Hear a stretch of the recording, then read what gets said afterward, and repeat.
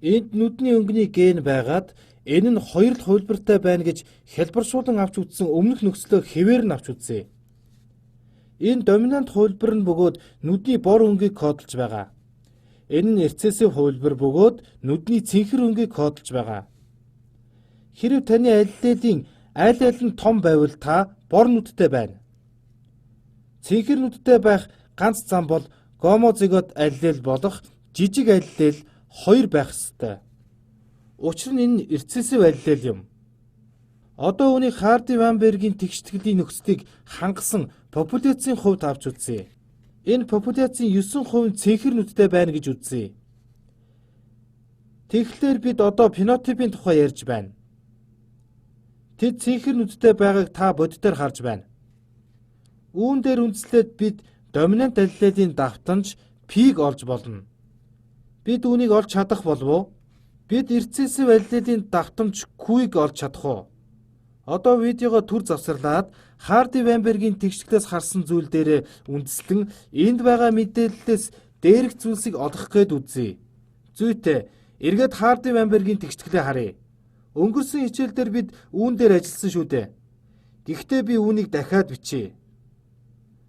Доминант аллелийн давтамжийг квадрат зэрэг дэвшүүлээд дээр нь доминант аллелийн давтамж ба рецессив аллелийн давтамжийг 2 дахин авч нэмээд рецессив аллелийн давтамжийн квадратыг дээрээс нь нэмэхэд 1 гарч байгааг бид эндээс харж байна. Бид P дээр нэмдэг нь Q тэнцүү 1 гэдгээс үүнийг гаргасан шүү дээ.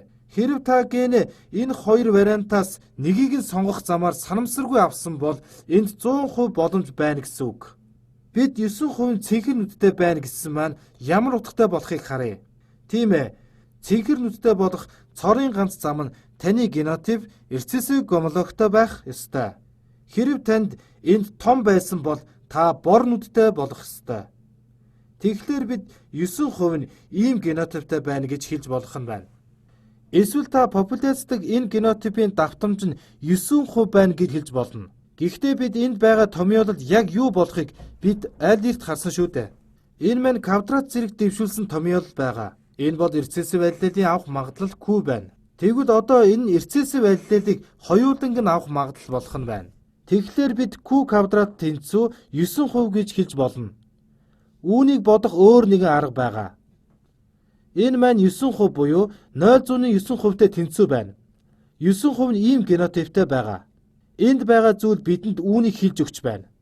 Хэрэв Q квадрат зэрэг дэвшүүлвэл үүнийг 10-ийн системээр бичгээд 0.9 болно. Энэ нь Q нь 0.9-өөс квадрат язгуур гаргасантай буюу 0.3-тай тэнцүү байна. Ийхүү бид рецессив аллелийн давтамжийг олж болно. Ингээд бид түүний хувь хэмжээг 0.3 буюу 30% гэж бичиж чадж байна. Хэрэв та энэ популяцийн генийг харуул 30% нь рецессив аллел буюу рецессив хувилбарыг кодолж байна гэсэн үг. Үүн дээр үндэслээд бид хэдэн хувийн доминант хувилбарыг кодолж байгааг олж болно. Энд зөвхөн 2 хувилбар байхаар авч үзсэн учраас үлдсэн генүүд нь доминант хувилбарыг кодолсон байх ёстой. P дээр нэмдэг нь Q тэнцүү 100%, эсвэл P дээр нэмдэг нь Q тэнцүү 1 байна. Тэгэхээр энэ нь 70% байх ёстой. Үүн дээр үндэслээд цаашаа жаахан гүнзгий оръё. P квадрат зэрэг дэвшүүлэхээр юу болох вэ? P квадрат гэдэг маань 70%-ийн квадрат эсвэл 0.7-гийн квадрат болно. Тэгэхээр энэ 0.7-гийн квадрат буюу 0.49 болж байна. Тэгэхээр үүнийг ашиглах өөр нэг арга зам бол энэ хувилбар тэгштгэл дээр тулгуурлаад гайхалтай үр дүн гаргаж чадаж байна. Тэгэхээр бид одоо популяцийн 40% нь том гэсэн генотиптэй гомозигот доминант байгааг хэлж чадхаар болж байна. R ба Q-гийн үржүүрийг 2 дахин аавна гэдэг маань 0.7 ба 0.3-ийн үржүүрийг 2 дахин аавна гэсэн үг бөгөөд 0.7 гүжих нь 0.3 тэнцүү 0.21. Үүнийг 2-оор үржүүлэхээр 0.42 гарч байна.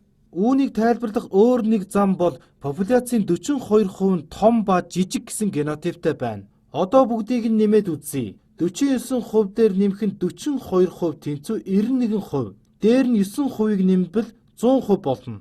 Хэрэв танд ийм бага зэргийн мэдээлэл байвал бид аллелийн давтамжийн талаар мэдэж буй зүйл дээрээ тулгуурлан хэд хэдэн таамаглал дэвшүүлэн популяцийн тухай илүү их мэдлэгийг бий болгож чадж байна. Гэхдээ энэ нь бодит амьдрал дээр тун ашигтай зүйл билээ. Ямар нэгэн өвчнийг үүсгэж болох рецессив аллелыг авч үзэхдээ тухайн өвчний тохиолдлын тоон дээр тулгуурлан популяцийн хэдэн хувь нь тухайн өвчнийг тээгч болгохыг тодорхойлоход хэрэгэлдэг маш ашигтай арга юм. Тухайн өвчнийг тээгчд нь гетерозиготууд байна. Тэгэхээр бодит амьдрал дээр үнэхээр ашигтай байгаа биз?